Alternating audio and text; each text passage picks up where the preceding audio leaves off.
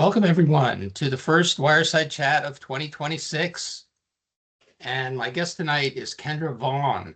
I'm going to introduce Kendra in a moment, but first I want to kind of introduce a new wrinkle to the Wireside Chats that are beginning this year, and that is periodically I'm going to bring in, rather than MFA instructors, successful alumni who have graduated from the program and gone on to publish, in many cases, their thesis novels, either traditionally or independently.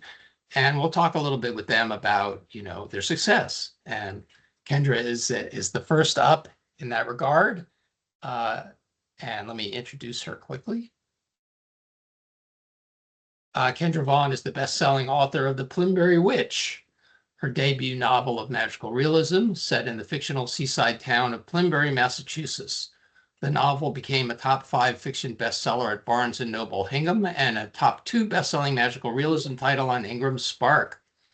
Kendra writes magical, mystical, meaningful fiction, stories rooted in everyday life where subtle magic and emotional truth quietly shape change. She earned her MFA in creative writing from Southern New Hampshire University and previously worked with Simon & Schuster as a freelance editor and ghostwriter.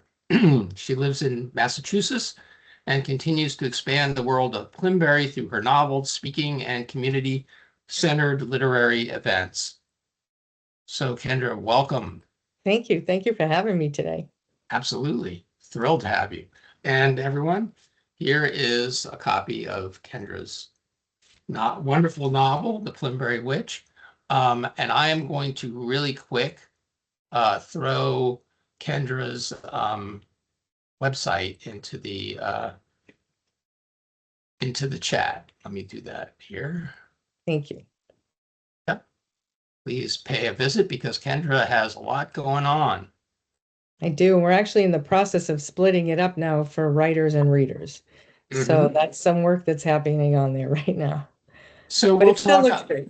What's that? I mean, I want to talk a little bit about, your varied career and all of the things that you do in the literary community. But first, I'd like you to read something for us from The Plymbury Witch. All right, let's do it. So this chapter has my protagonist, Ravenna, who is a modern day witch. It also has my antagonist, Chase, who's a Christian minister. And then it has Ravenna's best friend, Ashley, is mentioned in it. Her grandmother, whose name is Maeve, is mentioned in it. And then a couple of other people who aren't quite as important. So let me read. Ravenna tended to her magical garden, surrounded by the fresh scent of flowers that bloomed year-long, and a gentle wood-smoked breeze from a nearby fireplace. Crisp autumn leaves rustled as if sharing secrets, stirring the mystical energy of Ravenna's ancestors who could be felt there. The garden was a peaceful sanctuary, an escape from the world's demands, and a place where a witch's soul could rest and heal. Ravenna often wondered if that's why Maeve preferred to look after this garden more than any other in her yard. If Maeve was trying to heal from something, Ravenna didn't know what it was. Now, even as threads of renewed energy wrapped around her, she couldn't shake the uneasy feeling of knowing Maeve was keeping something from her and that Chase was privy to it. Ashley was right. She was foolish to think Chase had warmed up to her. He was manipulating her, and now she wondered if Maeve was too. She inhaled deeply, choking months of deceit. She wiped dripping streaks of dirt mixed with tears from her face and spied Chase in the distance, watching her from the parsonage grounds. She continued weeding, pretending not to see him wave, but soon lifted her gaze, unable to resist the curiosity.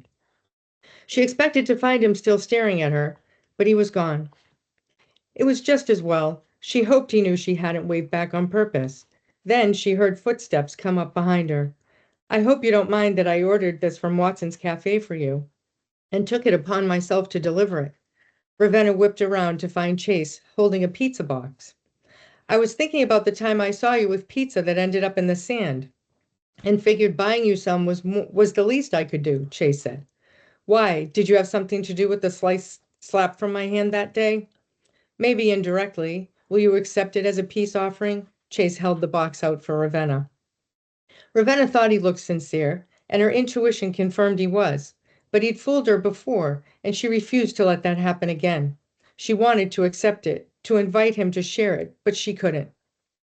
How about instead of pizza, you tell me why my grandmother and Jim were in your office the other day? If you want to make a peace offering, that's how to do it, she said. I didn't know what, that I was in the church that day? I was, and I saw them both enter and leave your office. Ravenna's eyes narrowed, watching Chase, waiting for a sign that her words struck a nerve, but his expression remained the same. It's true, we had a meeting, but you know I'm sworn to secrecy and can't share what's said in my office. But you usually leave the door open. Anyone could walk by and listen in. Chase shifted the pizza box. It's an unfortunate circumstance of ministering to the opposite sex, that for the sake of propriety, the door should remain open. I'm sure you noticed I closed the door during the meeting, for their privacy. Yes, I noticed. I noticed it was closed when Faith walked in afterward, too. You must not have stuck around for very long then, because I opened it only a moment after she entered. Why are you so concerned about Faith anyway? Ravenna ignored Chase's pointed question, but felt her cheeks flush. You're not Maeve or Jim's minister, so why do you need to keep what they said a secret? I have to assume that someday I could be anyone's minister. Why do I feel like this is just about everyone keeping secrets from me? Chase's eyes softened, and he spoke with sincerity in his voice. Lady Ravenna, sometimes people make mistakes. They make wrong assumptions, but can change their minds. Other times, people can be stubborn and keep believing the lies they tell themselves, even when they know the truth. Who's moved on and who's stuck, Chase? The answer to that question sits inside a pizza box. Chase winked, placed the box on the bench in the yard, and left.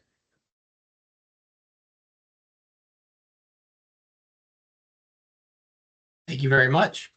So this novel is, it has a lot going on. But it definitely, one of the ways you can look at the novel is that you've got, as Paula is mentioning in the chat right now, you've got a witch and a minister. And there is some degree of attraction between them, but there's also a degree of repulsion, I guess you might say. And of course, that tension and that dynamic is a great generator of plot and of interest. A lot of romances could be built around that sort of conflict. I'm not sure that this is exactly a romance. I don't want to give any spoilers or anything. Did you think of this as a romance as you were writing it? And what was it that drew you to witchcraft on the one side and Christianity on the other? So it's kind of common, especially in the fantasy world, to see books that are written where, ministers are in opposition to witches. I mean, it's a really good, true trope. So I kind of knew that I wanted to go with that trope, but you never see anything, first of all, about real witches. And you also never see anything where perhaps they could find some type of common understanding. So I kind of wanted to really address that, and I wanted to follow that all the way through. Um, and I knew that they had to be more than just friends in order for the book to work. And was that a struggle to make that happen in a believable manner? Yeah, I think the biggest thing if I can be honest, I think the biggest thing I struggled with was the actual romance piece because, here he is a manipulative, really nasty guy trying to really hurt her. And here she is kind of innocent, knowing, of course, that that's the truth of the situation, but kind of innocent and hoping it isn't. And how do we get those two people together? So Yeah. I did really struggle with that. And the other problem was that I had to write the whole entire book I wrote it from my protagonist's point of view. So we don't really know what was going on in his head at all. And we have to kind of take that at face value. And the reason I did that is because there's some secrets in there and we didn't want to know what's going on in his head. Right. Right. And I mean, that gives us an opportunity to talk a little bit about point of view. So I'll take that opportunity. Yeah.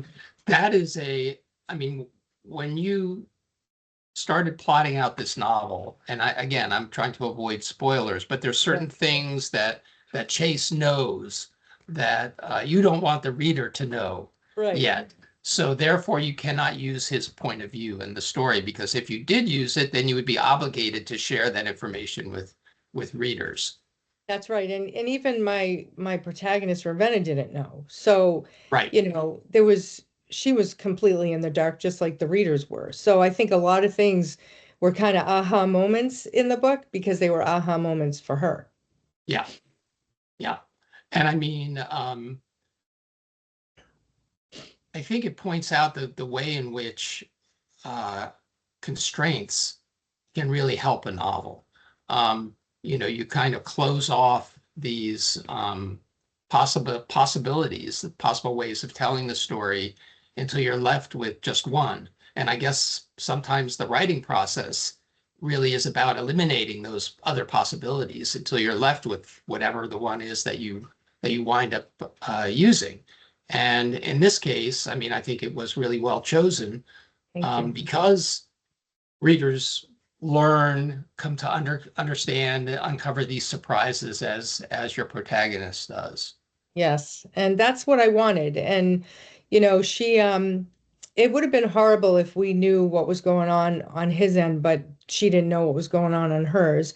I mean, the whole point was that we want to see her character arc, right? We want to see her Right, grow. And right. we can't see her grow if we're stuck in his world. So it just made a lot more sense to stay in hers. Yeah. And although there's a great question in the chat that I'm going to pull out right now, did you write any scenes from his point of view, not to put in the book, but in order to assist you in determining his motivations and what he might say? Yeah, so first of all, we had that one class in the program where we had to write from the protagonist's point of view. So I did write well, what I thought at the time was his very first scene of how he got to where he did. And I think that scene worked really well to help me understand where I was going with him in the novel. However, I will say that one of the things I am working on now is writing the entire book from his point of view. Really? So Yes. that's the sequel.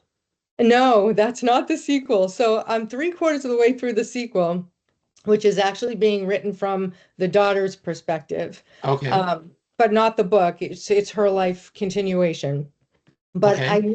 but I really felt like a lot of people have asked me, "Gosh, did it really happen at the end the way it happened, or did he really feel the way he did at the end, or did she really feel the way she felt at the end?" And I really want to answer that question, and I think writing the novel from his perspective will answer that question. Oh, that's fascinating. So that you're working on that right now. Yes. So Yeah. are you going through let me just think about this for a second. Okay, so you're writing about it. So in this book, your point of view character um Rebecca. is Ravenna. So Yes. in the next book, the point of view character is going to be Chase, but you're going to be Well, telling yeah. the So, same story. Some of the scenes will be shared, but there will also yes. be scenes that will be unique to the second book. Yes, absolutely 100%. So, And readers won't need to have read the first book in order to appreciate the second book, but they'll correct. gain some insight if they've read the first book. Absolutely And 100%. actually, you could probably even read them in whatever order you wanted.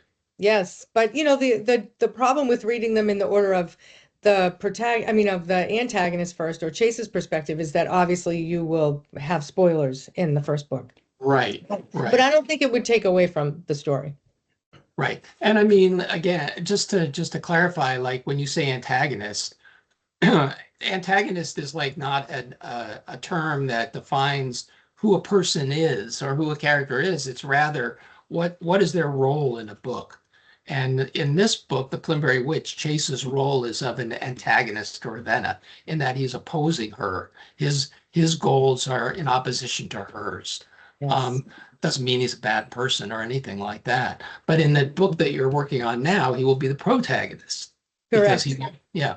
And again, it's point of view is an amazing thing, and that's really what we build our books out of. Right, exactly. Exactly. So it's interesting because, one of the things I wrote this book to be just a single book. And I had no intention of writing anything beyond it. And I've had so many questions about, well, what happens to Sky? What's her story? Or what was Chase thinking? So it got me to thinking that, I have a whole world I've built here. and all these characters that I've built, and a lot of people asking me for different variations of it. So I'm going to do that for my readers. Yeah, I mean, you've built a world here. I'm going to ask you a question about that. Before I do, though, I just want to encourage people, please post questions or comments for Kendra into the chat. Actually, there's one here from Angel. I'll read it really quick. Have you thought about just changing the ending of your novel?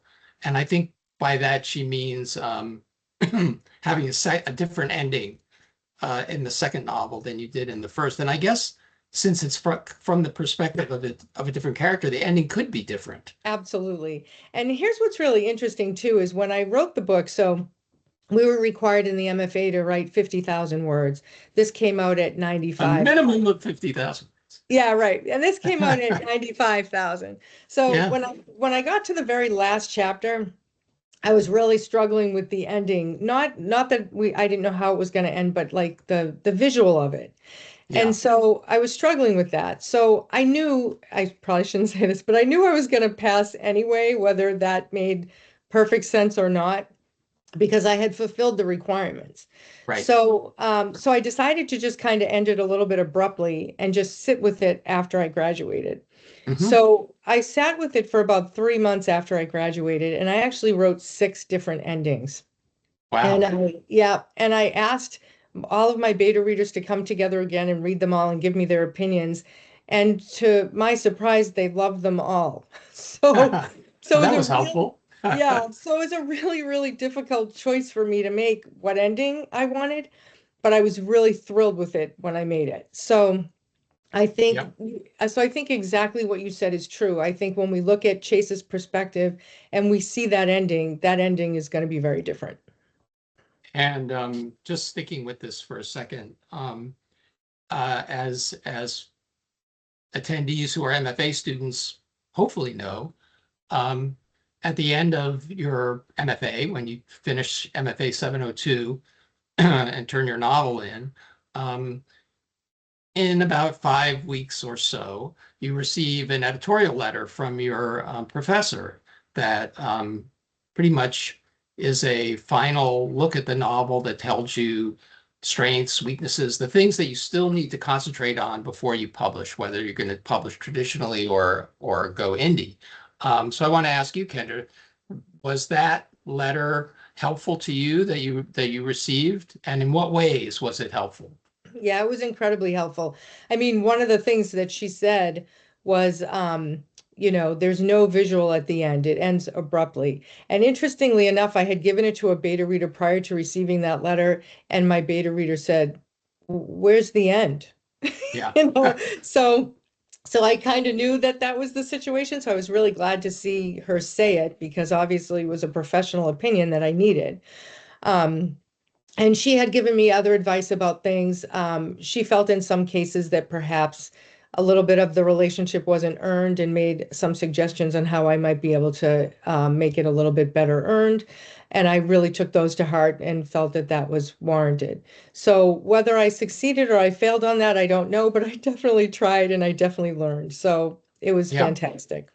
And that what was that, Professor Watson? Yeah, Professor Watson, she was Uh-huh. wonderful, wonderful. And Professor Watson actually blurbed Kendra's book. So Yes. if you all do well in 702, maybe your instructor will blurb your book.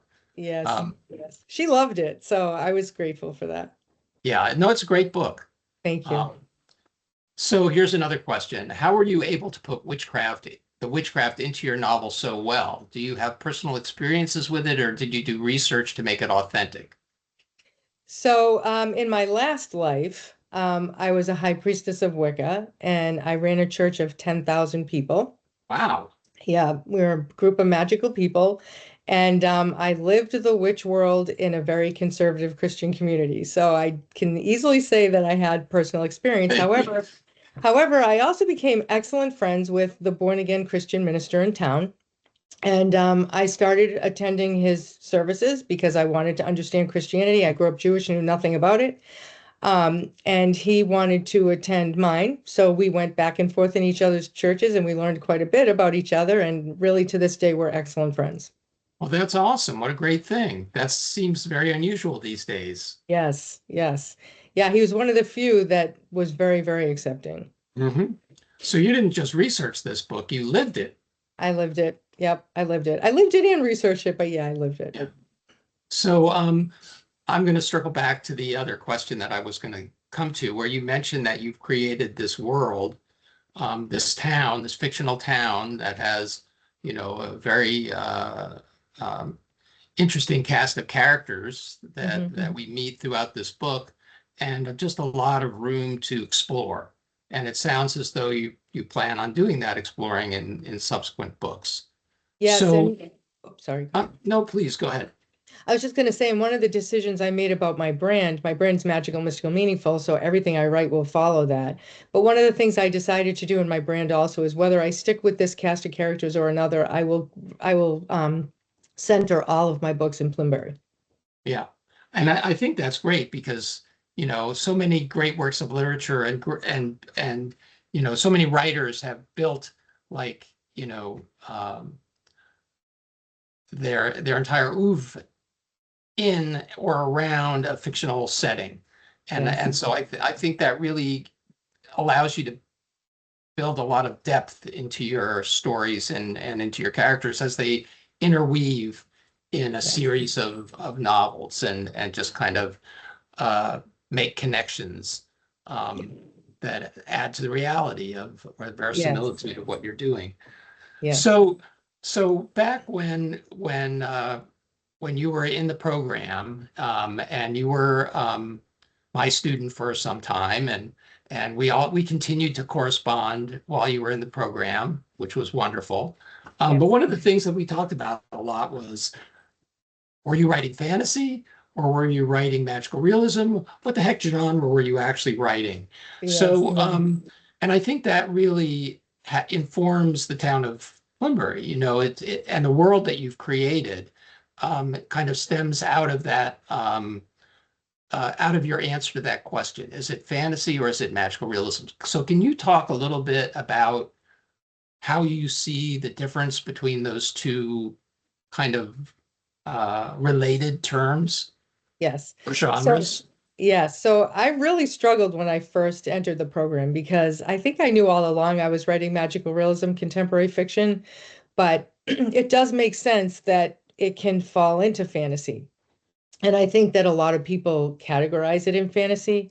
But I also knew that the writers that I'm attracted to, so like for example, Alice Hoffman, Sarah Addison Allen, Heather Weber, they all write magical realism that's not fantasy.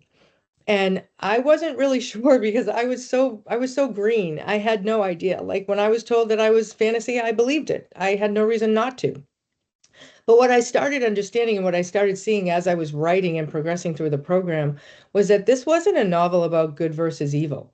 This wasn't even a novel about alternative worlds. It wasn't even a novel about this world fantastical. And so I started realizing, like, I learned so much in my speculative classes, and I'm glad I took them. So I don't regret that. It really helped inform my novel. But I also think that I might have benefited from taking a contemporary class too, because it clearly had, a hero's journey in it. And Hmm. we don't generally see that in fantasy. So generally, it's more plot driven and less character driven. So, and my novel is definitely character driven. Hmm. So, interestingly enough, when I had, Professor Oakes, I'm so sad he passed, but That was sad. yeah, but when I Wonderful, had, wonderful person. absolutely. So when I had Professor Oakes in class, I told him what I thought because he was in my publishing ecosystem class. And I told him what I thought. And I said, I'm sorry, but I'm looking at these comps and there's no way this book is fantasy. And he looked at it and he said, Kendra, you have a beach read. You know? So I was like, yeah, pretty much. So, he was the first professor that really understood what I was trying to accomplish and really helped me follow that through. And I was so grateful for that. That's awesome. And I mean, that's what we're hoping for, right? That there's going to be at least one or Yeah, more professors here that every student will click with, yeah, who will have useful insight into your work and help you grow as a writer. definitely, definitely. So, it was it made a big difference in how I went forward and how I moved on and the confidence that I gained. Yep. Here's a question I'm going to pull out of the chat. Uh, how much, well, actually, let me read this question first. This is an interesting question. This is somebody asking for advice. And she Mhm. says, my thesis novel is about Christianity versus Santeria. It's based on my own experience as a bruja, and it's a battle for my main character's soul. And she shares that Jesus saved me and brought me into this program. Any advice on how to outline it without overpowering my novel? So you're on the opposite spectrum I was. And I think that in the vein of what you're trying to write, I think that's a little bit more common as far as, obviously Christianity wants to overpower witches, and that's like a common trope. But it doesn't necessarily mean the book is common. It depends on how you're approaching it, right? So you can approach it in any way to make it very interesting and something different than what we've seen. So I would say that your best bet would be to start reading books, I'm sorry, that are in that trope and understand how they work and what makes them work so that you can extract from that how you can make yours different. Right. So, I mean, that's what you want to do is you want something that's very unique. And in order to make something unique in a common trope, you have to kind of break that trope open. Yeah. Great advice. Thank you. Here's another question. How much was plotting first versus following the characters' wants and needs as they informed your writing? This is awesome because I love this question. I consider myself a die-hard plotter. Like I'm so structured. And I really expected that every single word of that book would be written in my outline. So I started outlining my book and I had all my major plot points and everything was going great. And then I started writing it, and in the end, my book looked nothing like my plot points. Mhm. So I realized that I'm actually a plantser. So I need to have that as a guide, for my guide rails, but I don't necessarily follow it. I just write wherever the characters take me. Right.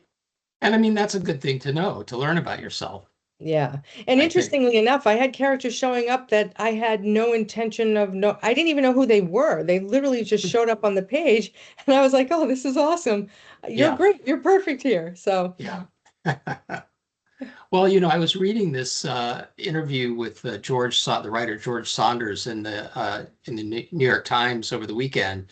A great story, great article, and I recommend it to everybody. But he was talking about, I'm pretty sure this was him, and he was talking about how his characters kind of do that, and for him, it's a matter of getting to the point where he can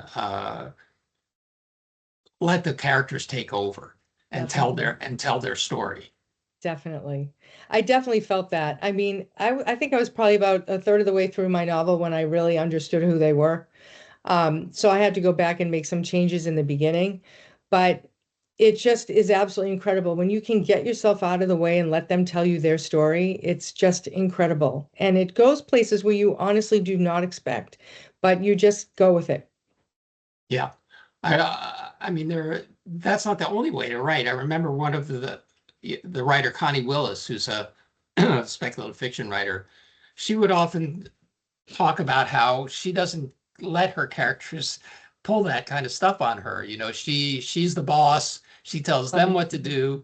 Her funny, novels are very tightly plotted. They're very intricately plotted, and they're quite entertaining. Um, funny. but that approach to writing is a little bit foreign to me because I feel like I don't really know my characters well Yes. enough to tell I, them what to yeah, do. I can't even imagine that. I mean, I go to bed at night and they're talking to me and I'm just listening. Like Yeah, I don't really feel, I literally feel like I'm just the vessel to write the story down. right, right. Um, so I guess one of the things that I wanted to mention and goes back a little bit to the difference between magical realism and fantasy. Mhm. So this is a story that's set, and I don't mean to be like I don't want to try to compel you to my point of view, but No, go um, ahead. so here's a story that's set in a world in which wishes come true.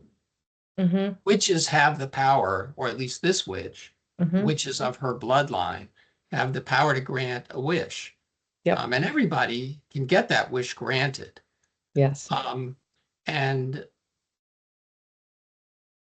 that is something that is not, I mean, that's something that is drastically removed from the everyday experience of the world, Correct. right? I Yes. mean, maybe miracles happen, maybe some people's wishes are granted, but they're not granted on the basis of like, everybody gets a wish that's granted. At Right. least not, I'm not aware of that, but that's part of the world that you've built. That's the world Yes. building that you've done for Yes. this. And to me, that kind of world building is a hallmark of a fantasy novel. Yes. Um, and that's the tension that as I was reading this, that's the tension that I found so interesting between the aspects of magical realism, which you have throughout the novel, like for example, the talking cat, Yes. or not the talking cat, but the cat that's able to communicate Telepathy. sort of Telepathy. telepathically. Mhm. Um, Touches like that struck me as magical realism, whereas other touches, like the world building one I just mentioned, struck me more as fantastic. And I don't Yes. think it matters one way or the other. It's just Yeah. something that I found interesting in the recipe that you had used to write this novel. So I think the big difference there is that how do the townspeople react to that? Do the townspeople think it's supernatural, or do they think it's just a fact of their everyday life? Right. And as long as they think it's a fact of their everyday life and it's not explained, because Yeah. in fantasy we have a world that we have to explain, we have to follow rules. In magical realism, we don't need to explain it. So Yeah. as long as That's a it's not great point. yeah, so as long as it's not explained and as long as the people in the town accept it as reality, then it's their reality. That's the Yeah. real world to them. Yep. And that sets up an interesting dynamic, the Christian Wiccan uh, conflict, because the overt manifestation of magic in your world is much more visible than it is in our world. It's Yes. like, anybody can see it. It's available to everyone.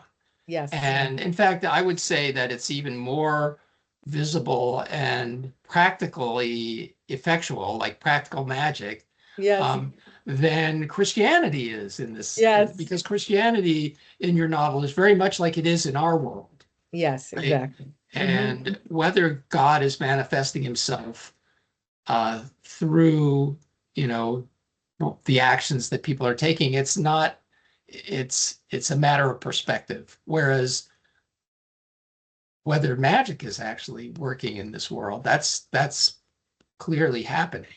Correct. So, Yeah. it's interesting because in the Wiccan community, our prayer is tactile. So, as long as we're, experiencing it on a physical level, then we believe it's happening on a spiritual level. So, in Mhm. my novel, I took it the opposite, that we're doing it in the physical and it is physically happening. So, it was the manifestation of that. So, Yeah. a lot of it is metaphor for, how a Wiccan actually views the world and how magical people live. So And it's layered, it's multi-layered.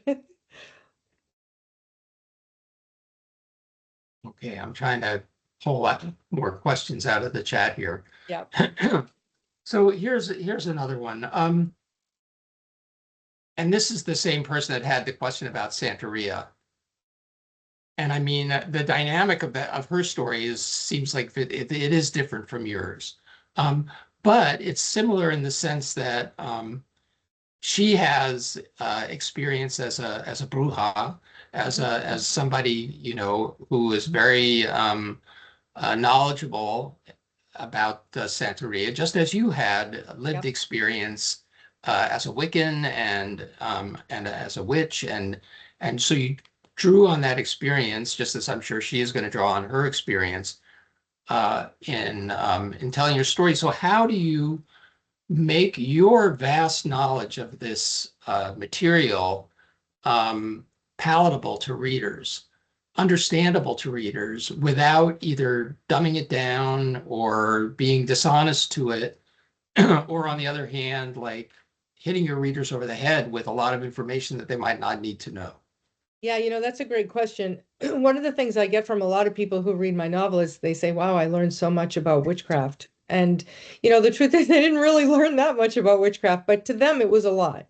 So you really have to step back and like look at it almost like, when we talk to ChatGPT, we say, explain this to me like I'm a fifth grader. So we kind of have to look at our experiences because we're so, involved in these worlds. We have to look at our experiences from the outside in. How would it look to somebody if they were young and didn't understand it? How would you explain it to them? How would you help them understand it so they wouldn't be afraid? How would you help them understand it so that maybe they would have a little bit of compassion and empathy for who you are and the people that you are? So, those are some of the things that I looked at, and I had to kind of step back and say, all they really need to know is some of the things that happen in the witch community, but more importantly, they have to know where a witch's heart is. And I was really, really careful with my protagonist to make sure that her heart showed more than anything else. Mm-hmm. And I think that that's really important. I think that we, in order to dispel that fear, we have to recognize that, we're real people and we have thoughts, feelings, and emotions just like everyone else. And if that doesn't come across in your novel, it's a lost opportunity. Mm-hmm. Well put. Thank you. Um, so let me see. Here's another question.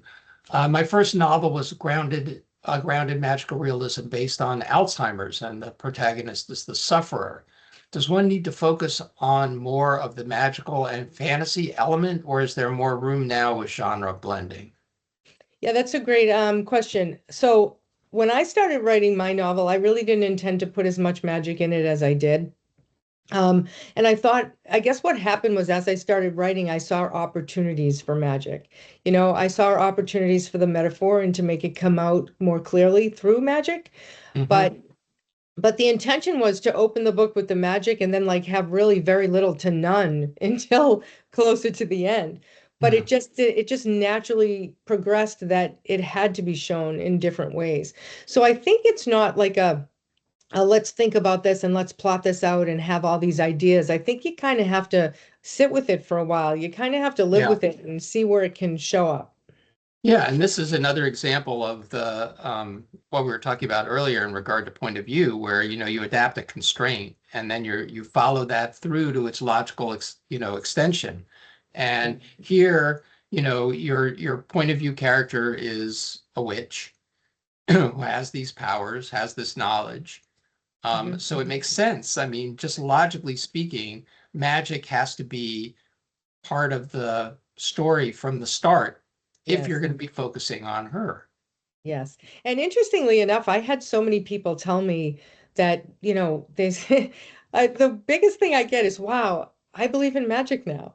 So, so I mean, clearly I mean, they don't obviously think that, when somebody cries, a plant is going to die when their tears fall on it, but they can see the metaphor in that and it makes Right. them believe, you know? Yeah. Yeah. And that's a great example of the magical realism element, another realism element in the story. So let me shift gears a little bit and ask you about your journey to indie publication after graduation. Is that something you always had in your mind? And what did you do? Like, what were the steps that you followed in order to successfully launch your book? Yeah, so there was no question in my mind I was going to indie publish. And the reason for that was because I had traditionally published in the past. And no disrespect to anybody who wants to traditionally publish or who does, because I think it's a viable path also. But it was not a viable path for me because I did not want to give up my intellectual property.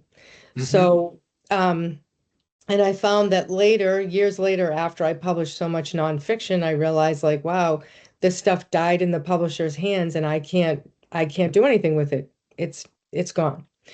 So I want to keep my books alive forever. So that was my really biggest deciding point in going indie.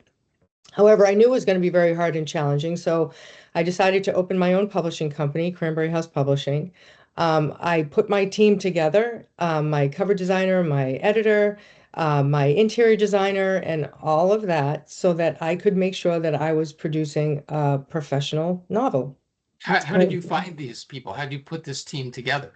Yeah, so it wasn't easy. So I had a copy editor that I was working with initially, and about halfway through my book, unbeknown to me, she told me she was born again Christian and she didn't want to do the book, so she Oh quit. my gosh, very Yeah, unprofessional. yeah. So she quit, and luckily, I was wise enough to know contracts because I had contracts in my prior experience, and I had her write into the contract that if she canceled for any reason, I would get a full refund. So Mhm, she canceled and I got a refund. Keep your eye out for that because many copy editors do not put that in their contract. mhm. And so she gave me a refund, but I had originally I was going to publish in April, like actually May 1st, right? The story takes place, it starts on a Wiccan holiday in May, and I wanted to publish then. And there was no way I was going to meet that deadline. So I then contacted my acquisitions editor at Simon and Schuster, and I said to her, "I'm desperate. I need a copy editor help." And she said, "Kendra, you must not have realized that the person who copy edited your nonfiction also does fiction." Mm. She said, "So get back in touch with her. I'm sure she'll do it." So I got in touch with her and she agreed to do it. Thank God. And it was a rush job, but she did phenomenal. And so I asked her if she would join my team and she said yes. And then in the process of that, I went searching for a cover designer whose covers I absolutely have always loved. And it took me a really hard time to find her, but I finally found her. She's in New Zealand. And I asked her if she would join my team, and she said yes. So I was thankful for that. And then as I was Maybe looking there for, is some real magic in the world. yeah, absolutely. And then as I was looking for interior designers, my husband said to me, "Hey, I've been looking at this Atticus software stuff, and I'm a software guy. Like, I think I can do this for you." So I said, "We'll give it a whirl. We'll see how it goes." And he did Mhm. fantastic. So he's now my interior designer. Yeah, he did a good job. He did a He did fantastic a very job. good job. Very happy with it. So Um, yeah, yeah, so I can't complain. I'm thrilled. My team is great and they're sticking with me and it's awesome. that is awesome. Okay, so let's cut to the nitty gritty. And if you don't want to answer this, you don't have to. But here's a Okay. question that I think is germane. And you don't have, again, but you Yep. don't have to be I've got exact or specific or anything. But it's how fine. much does all this cost? Okay, so yeah, let's get down to this. So tomorrow night I'm teaching a class called Indie Publishing Demystified at the Plymouth Public Library, and we will go through all of indie publishing and cost as well. So remember that I didn't have to do developmental edit. My book was developmentally edited in school, and I always joke that that was the most expensive developmental edit a writer could ever go through. So, so that was done, thankfully. So developmental edit aside, which if it was not done, I would have paid for. All of the costs cost me $6,000. Okay. So I paid $6,000 to get my book out in the world. It's now sold over 1,000 copies, which, by the way, for those of you who don't know, that is completely unheard of for an indie published book. It's usually the 200 to 300 mark for its lifetime. So that's pretty incredible that the book has done so well. But even with that, remember that in bookstores, after you take into consideration cost and discounts that the bookstore gets and all of that, you're basically going to a bookstore for free. So you're getting about $2 a book, but it's costing you expenses to get there and potentially to eat lunch or dinner or whatever and to get back. So you're really making nothing. So the key is to try to find places where you can make more money on your book. So that would be places like libraries, craft fairs. Some bookstores actually locally, they support local authors. So they did say I could come in and sell my book and they wouldn't take any of my royalties, which was really wonderful. So all in all, I'm just shy of breaking even. So I think that's pretty damn good. I'm It proud is of it. good. It is Yeah. good. And I mean, the thing is like that's just your first book. And Yeah. now you've got a readership and Yeah. something you can build on. Yeah, and that's the wonderful thing too. I mean, the biggest thing that I focused on as we were in these bookstores was obviously my newsletter, right? So I Yeah. wanted to make sure that I was getting newsletter signups, and we were doing fantastic. My newsletter sign up like quadrupled in the amount of time that I was on. We did 45 events in one year. Hmm. So So in those 45 events, we got tons of newsletter signups. So I have a great list. I would say out of that list, probably 200 of them are real true readers that will read everything I put out. So, And then, go ahead. there's a question in the chat that I think will give you an opportunity to expand on that a little bit. What are your main marketing activities that have helped you sell so many copies, and where would you put your focus on marketing? Yeah, so for me, I made a decision when I went into marketing that I was going to not focus as much online. And it wasn't for any reason except for the fact that I wanted to meet my readers face to face. Because I felt that if I made relationships with my readers, then they'd be more apt to recommend my book to others. And also, I want to know who they are. I can't write for them if they're not talking to me, right? So I want to keep that conversation going. So I knew I was going to do grassroots. There was no question. So I really worked hard to get my book into local bookstores. I worked hard to get myself into book clubs. I And worked how hard. do you do that? Like, how do you get do you just like go to the bookstore and say, hey, I'm a local author, here's my book? Would you Yeah, stock it? it's really hard. So one of the things I wanted to do was because I was beginning and I wasn't really sure how to approach the bookstores, I wanted to have someone else make the initial contact. Because if they screwed up, I could come in and say, "Oh, sorry, they made a mistake." Yeah. But if you screw up, they're not going to talk to you again, right? So that was kind of a plan for me to be able to say, "Okay, I'm going to tell you what to say. I'm going to tell you how to say it, but if I screwed up because you screwed up, then I'll fix it." And it really was just constantly knocking on doors. So I had my husband constantly knocking on doors, sending emails, calling, following up, the whole thing. And in fact, interestingly enough, the Barnes and Noble in Hingham, Massachusetts, was the toughest one to get my book in, but they've had my book now on their shelf, front facing with a talker for a year. And Wow. they said we can't keep it in stock. Like it just keeps flying off the shelves. Hmm. And I've done 5 book signings with them, 2 of which they invited me to. So I think that's what's starting to happen now is I just got a call from another bookstore in Quincy, Mass that asked me if I would come and do a book signing for them. So I think it's starting to shift now. It's less me knocking on doors and more them knocking Right. on mine. Yeah. Right. But it's constant. You just can't, you just got to do it. And how do you balance the time between marketing and writing? Yeah, so that's hard. So no doubt by the time Christmas came around, I told my husband I was so excited. I took 2 weeks off and I was so burnt out. I needed that 2 weeks so badly. So, but it's I made a commitment that it was going to be 80% marketing when the book came out and 20% writing. And Mhm. I wasn't happy about that because I want to keep writing. I want my novels out there. It's more important to me, really. But in the same respect, if the book's not going anywhere, then, where's the writing going? No Yeah. place. Yeah.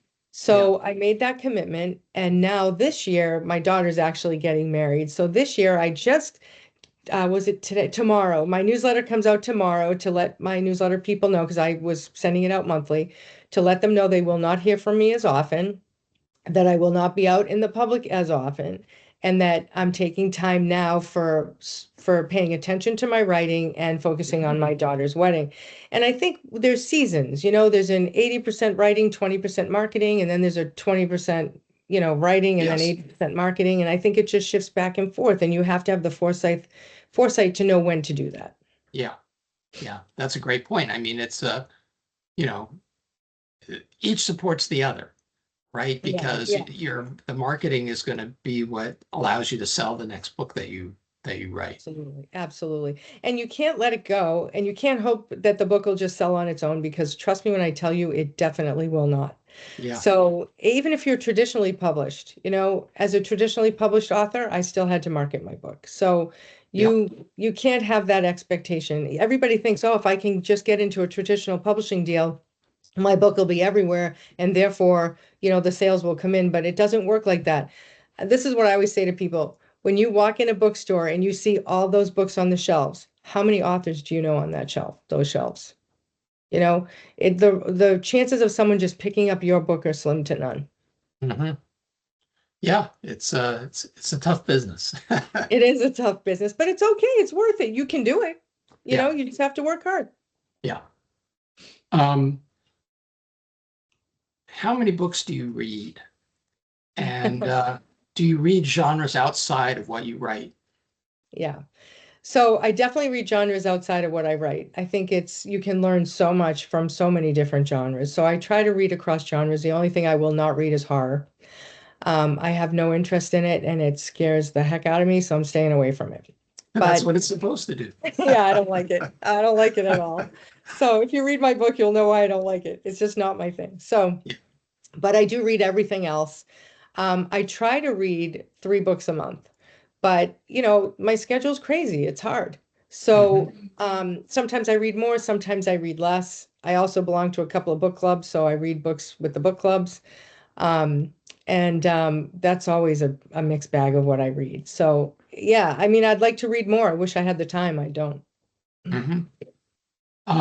We are kind of coming close to the end of our event tonight. So if anyone has any questions, other questions for Kendra, please throw Please. them into the chat. Um, so you've been a ghostwriter, haven't you, Kendra? Yes.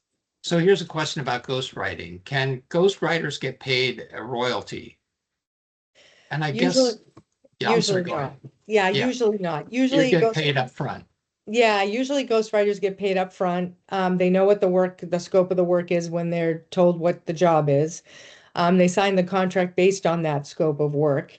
And if the book takes off, oh well, too bad, so sad. You got Yeah, paid. End of yeah. story. Yeah. Yeah, and here's a question about Amazon. Has Amazon been a partner in your or one of the means by which you get your book? You sell your book. Do you use Amazon? Yeah, so I actually use Amazon and Ingram Spark.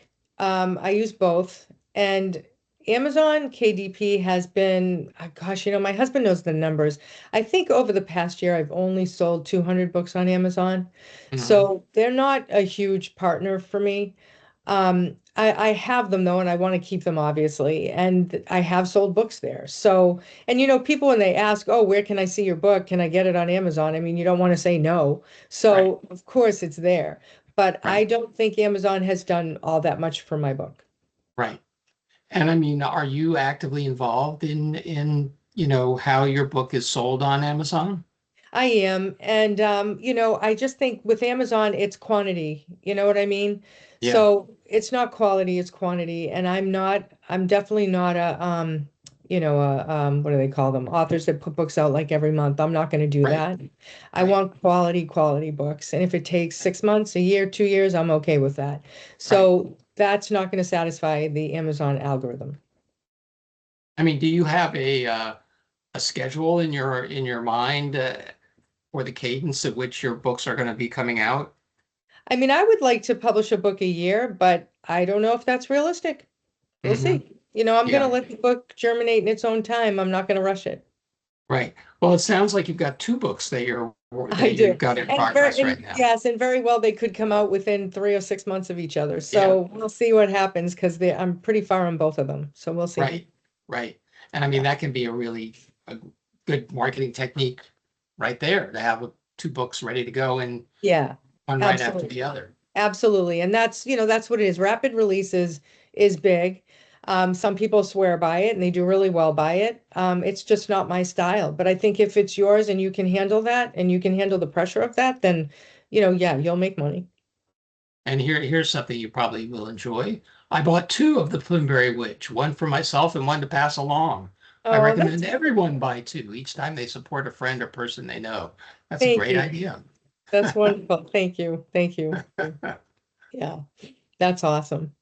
Yeah, I mean, yeah, well, that must be Dow because I sent two out to It her. is Dow. Yeah, I sent two out to her today. Thank you, Dow. Yeah. It's great. I've had some wonderful support from people in the MFA program. When we ended the MFA program, I started a critique group with MFA students and graduates, Yep, and we were together for quite a while. They're still together. I had to go off because I was marketing, but yep, but I may rejoin them soon, and they're doing great, and it's been awesome, and the support has been fabulous. yeah. And I mean, that's something that I hope every student here will experience, the joy really of finding a bunch of other writers that you can have Yes. that kind of close, nurturing supportive relationship with. Yeah, it's great. And I have another writer who lives now in Texas who's moving up this way. And, whenever he's in this area, we contact each other and get together and we keep in touch and help each other. And I imagine by this year in 2026, I think we'll support each other's writing. So it's great. The connections are awesome. I mean, that's one of the reasons to take the MFA program. Yes, I agree. I mean, coming to these events is one way of making connections, the writers community, another way of making connections. Looking for people in your area so that you can, meet up face to face, have coffee. All of those are great ways to build a little community. Definitely. I mean, I encourage everyone, get in touch with me. Let's keep in touch. Let's see what you're doing. Yeah. Well, I'm going to put your website back into the chat here so that everybody can check it out. Thank you. That's a great author photo of you, by the way. Oh, thank you so much. Thank you. I took it myself. I know that. Did you really? Wow. I did. I used to be a photographer. Okay. Gosh, you've done a lot. You've done a lot of things. Yeah. Yeah, it's great because it's going to make for great characters in my stories. That's right. Well, if there are no further questions, I'm going to call it for the night. And Kendra, thank you so much. Thank you again for coming and for inaugurating our new feature in Wireside Chat of talking with successful alums. And it's been a delight. I really enjoyed your definitely. Your thank you for having me. Thank you. I look forward to coming back and seeing the others. I hope you will. And again, here's the Plymbury Witch. I read it over the weekend. Just fantastic. Really enjoyed it. A lot of surprises. A lot of great moments. Thank you. So with that, wish everybody good night. Thank you so much for joining us. Yeah, thank you.